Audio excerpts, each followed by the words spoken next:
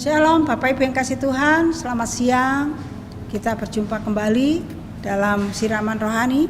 Saat ini saya akan mengajak Bapak Ibu untuk sharing firman Tuhan tentang hidup yang lebih bermakna atau lebih berarti. Saya mengajak melihat di dalam Pengkhotbah. Bapak Ibu yang kasih Tuhan, kitab Pengkhotbah itu ditulis oleh Salomo. Kitab ini kita dapat menyimaknya tentang makna hidup manusia di bumi. Dengan membaca kitab ini, kalau kita melihat Bapak Ibu membaca dari pasal 1 sampai pasal 12, di situ Salomo menjelaskan menurut Salomo bahwa hidup manusia itu semuanya adalah sia-sia. Salomo dalam segala sesuatu, jikalau tanpa koneksitas dengan Tuhan, maka semua hidup manusia itu sia-sia. Jadi manusia itu harus punya hubungan atau punya koneksi dengan Tuhan dengan baik. Tidak boleh Bapak Ibu yang kasih Tuhan kita tidak ada hubungan dengan Tuhan. Maka kalau kita menganggap bahwa hidup kita itu biarlah mengalir sedemikian dan berjalan biarlah sesuai dengan alur waktu, maka semuanya itu Bapak Ibu yang kasih Tuhan akan sia-sia. Kita tidak mengalami satu pengalaman yang luar biasa bersama dengan Tuhan. Oleh sebab itu kenapa Salomo sampai mengatakan bahwa hidup manusia di bumi ini adalah sia-sia. Kalau Bapak Ibu membaca di dalam pasal 1 sampai pasal 12. Dan oleh sebab itu setiap orang perlu memiliki hidup yang lebih bermakna. Nah, apakah yang harus kita lakukan untuk menjadikan hidup kita lebih bermakna, khususnya di tengah-tengah kondisi pandemik saat ini? Bagaimana supaya hidup kita ini menjadi berarti dan bermakna di tengah-tengah lingkungan kita? Dan tidak hanya biasa-biasa saja. Bapak Ibu yang kasih Tuhan, pengamatan Salomo mengenai segala jenis manusia yang hidup di bawah kolong langit ini senantiasa relevan untuk dibahas. Kalau kita melihat di dalam pasal 1 ayat 1 sampai 18, di situ kita dapat menyimak betapa luar biasanya apa yang dikatakan Salomo. Saya akan membacakan ayat 1, dikatakan demikian, pasal 1 ayat 1, Pengkhotbah pasal 1 ayat 1. Inilah perkataan pengkhotbah anak Daud raja di Yerusalem. Kesia-siaan belaka, kata pengkhotbah, kesia-siaan belaka segala sesuatu adalah sia-sia. Apakah gunanya manusia berusaha dengan jerih payah di bawah matahari? Keturunan yang satu pergi dan yang keturunan yang lain datang, tetapi bumi tetap ada.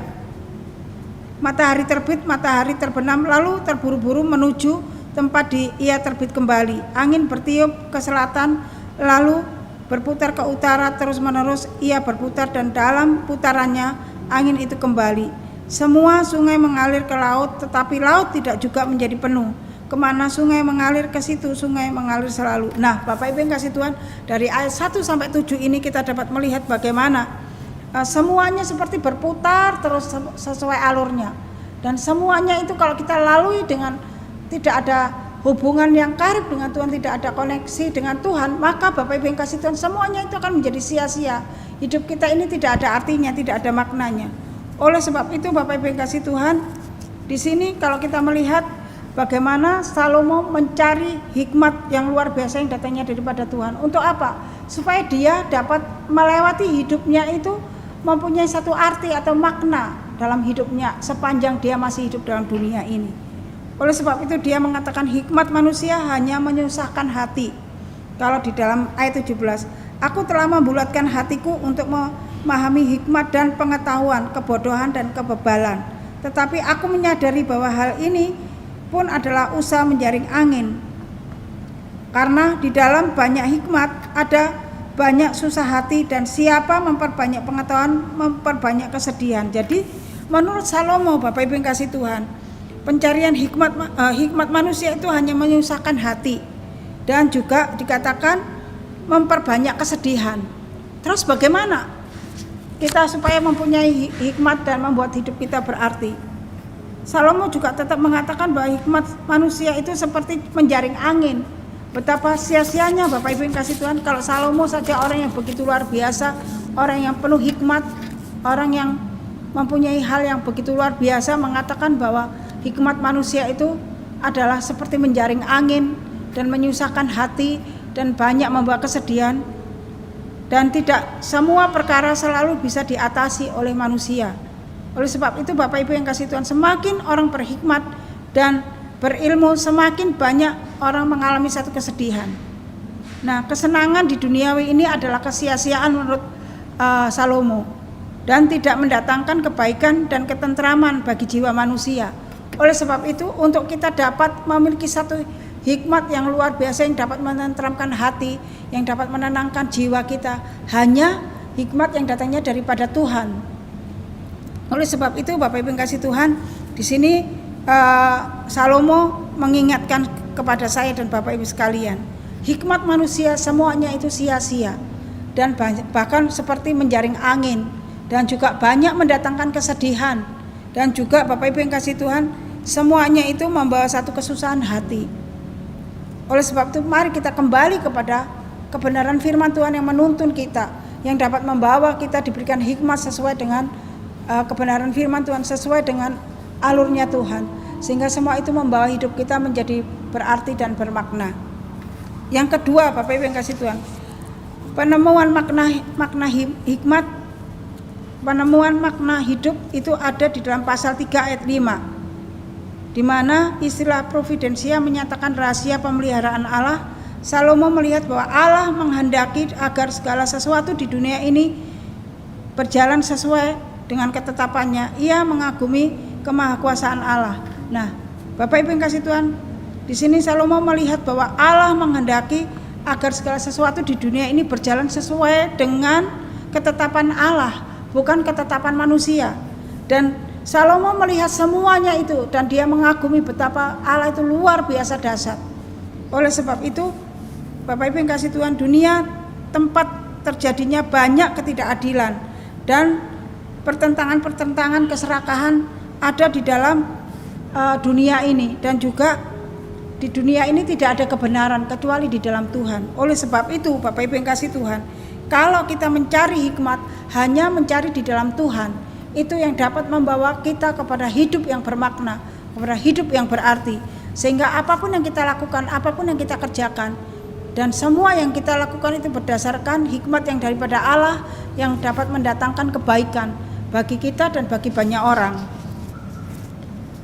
Dan Salomo menyimpulkan bahwa hidup manusia itu seharusnya menyerah kepada nasib. Ini kesimpulan Salomo. Dan kalau hanya menyerah kepada nasib, Bapak Ibu yang kasih Tuhan, maka semuanya itu akan sia-sia. Oleh sebab itu, manusia harus mencari Allah, mencari Tuhan dan bersandar kepada Tuhan. Ketika bersandar dan berserah kepada Tuhan, disitulah ada pertolongan Tuhan dan ada hikmat yang luar biasa yang Tuhan berikan, yang mendatangkan kebaikan. Bagian yang ketiga, Bapak Ibu yang kasih Tuhan, di dalam hikmat ini, mencari hikmat ini atau supaya menjadi bermakna dalam hidup kita, bagian yang ketiga adalah harta dan kehormatan. Jika Allah tidak berkenan kepada seseorang, meskipun ia memiliki harta dan kekayaan yang berlimpah, Bapak Ibu yang kasih Tuhan, semuanya akan berakhir dengan sia-sia. Jadi Bapak Ibu yang kasih Tuhan, walaupun orang itu mempunyai kekayaan yang berlimpah-limpah, harta, kekayaan dan kehormatan yang begitu luar biasa, jika dia tidak berkenan di hadapan Tuhan, maka hidupnya itu akan sia-sia, tidak ada artinya, tidak ada maknanya. Makanya Salomo di sini menurut pengalaman hidupnya mengatakan bahwa semua orang jika tidak diperkenan Tuhan, semuanya akan sia-sia. Nah, pengalaman Salomo membuktikan bahwa seorang yang sudah dikaruniai harta kekayaan berlimpah-limpah, dan kalau kita melihat kehidupan Salomo begitu luar biasa, dia tidak saja memiliki harta kekayaan yang berlimpah-limpah, tetapi dia mempunyai istri 1000. Bayangkan Bapak Ibu yang kasih Tuhan, semuanya itu dia miliki. Tetapi jika tidak diperkenan oleh Tuhan, semuanya itu akan mendatangkan kesia-siaan belaka, bahkan akan mendatangkan kejahatan. Oleh sebab itu di sini Salomo menyimpulkan bahwa manusia senantiasa membutuhkan Allah. Yang lain boleh ada, tetapi jika tidak ada Allah, jika tidak ada Tuhan dalam hidupnya, semuanya akan sia-sia. Oleh sebab itu, jika hidup Bapak Ibu menjadi bermakna dan berarti, mendatangkan kebaikan buat diri Bapak Ibu sendiri maupun bagi orang lain, satu-satunya jalan hanya di dalam Tuhan. Harus bersandar kepada Tuhan dan harus mencari Tuhan yang mengasihi kita, yang memberikan hikmat itu kepada kita. Oleh sebab itu, mari kita hidup kita tidak mengandalkan hikmat kita secara pribadi, secara manusia kita, tetapi andalkan hikmat yang daripada Tuhan supaya hidup kita ini tidak berlalu dengan sia-sia, tetapi hidup kita ini boleh bermakna, boleh mendatangkan hal yang baik bagi sekeliling kita, sehingga nama Tuhan saja boleh dipermuliakan. Bapak Ibu yang kasih Tuhan, jikalau Tuhan Yesus Kristus mengisi hati kita dengan kasih-Nya, itu sudah cukup, bahkan lebih dari cukup. Menurut Paulus, pandangan tentang kepenuhan Allah dalam Efesus 3:19 mengatakan, aku berdoa supaya kamu dipenuhi di dalam seluruh kepenuhan Allah. Setiap orang diingatkan agar tidak diperdaya oleh pesona kenyataan dan kekuasaan dunia, karena tidak menjamin kebahagiaan hidup manusia. Jadi kalau kita hidup di dalam kepenuhan Allah, di dalam Allah, maka Bapak Ibu yang kasih Tuhan, hidup kita ini akan menjadi bermakna. Seperti apa yang dialami oleh pengalaman oleh Salomo dan juga oleh Rasul Paulus, bagaimana Rasul Paulus hidupnya yang selalu mendahulukan Tuhan, selalu menyerahkan semuanya kepada Tuhan dan melakukan yang terbaik untuk kemuliaan Tuhan, dan selalu mencari hikmat yang datangnya daripada Tuhan, sehingga Rasul Paulus menjadi berkat bagi banyak orang, mendatangkan kebaikan-kebaikan bagi banyak orang dan juga bagi dirinya sendiri. Bagaimana dengan saya dan Bapak Ibu sekalian? Apakah kita mencari hikmat kita sendiri, melakukan segala sesuatu dengan keinginan kita sebagai manusia duniawi ini, atau kita mau mencari hikmat yang datangnya daripada Tuhan? Karena hidup manusia jika tidak ada satu hubungan yang baik dengan Tuhan, semuanya akan sia-sia. Bila firman Tuhan ini boleh memberkati saya dan Bapak Ibu sekalian, marilah kita mencari hikmat Tuhan, bukan hikmat yang dari dunia, sehingga semuanya itu mendatangkan kebaikan buat kita dan buat kita sendiri dan buat orang lain. Amin. Biarlah firman Tuhan ini memberkati saya dan Bapak Ibu sekalian. Mari kita berdoa. Bapa yang di surga, ajar kami untuk selalu mencari hikmat dari Tuhan, bukan hikmat dari manusia, karena kami sadar hikmat yang dari Tuhan mendatangkan kebaikan demi kebaikan yang membuat hidup kami menjadi bermakna dan berarti bagi banyak orang. Bapa, biarlah Engkau menolong kami supaya kami tidak mencari hikmat manusia yang mendatangkan kesedihan, kesusahan, dan bahkan dikatakan menjaring angin. Biarlah hidup kami boleh mempermuliakan Engkau.